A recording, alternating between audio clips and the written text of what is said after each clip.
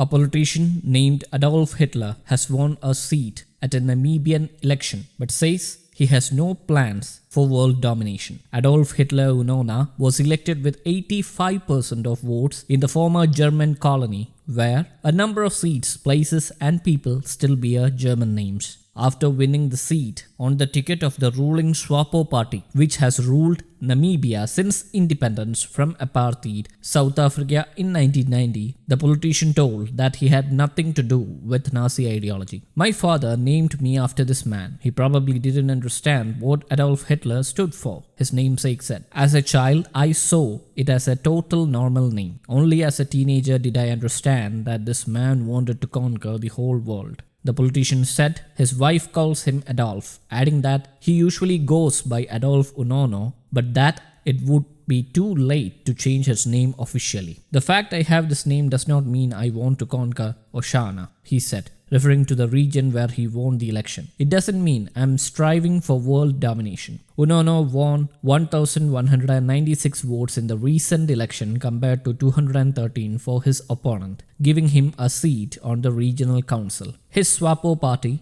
won 57% of the votes across the country, a sharp decline from the 83% they took in the previous regional elections held in 2015. Once known as German Southwest Africa, Namibia was a German colony from 1884 until the empire was stripped of its possessions following World War I. The real Hitler would later use the humiliation of the post-war Treaty of Versailles as a propaganda tool to win support for Nazis in the 1920s and 30s. Hitler's genocide during World War II has long since overshadowed German atrocities in Namibia, but pressure for reparations has been growing in recent years. German soldiers slaughtered some 65,000 Herero and 10,000 Nama tribespeople in a bloody campaign to suppress a local revolt between 1904 and 1908. Last year, a German government minister described the massacre as a genocide while on a visit to the African country. A small German-speaking community still lives in the country today, and around 120,000 Germans visit Namibia every year. The German government says it has a special responsibility towards Namibia on account of the two countries' shared colonial past.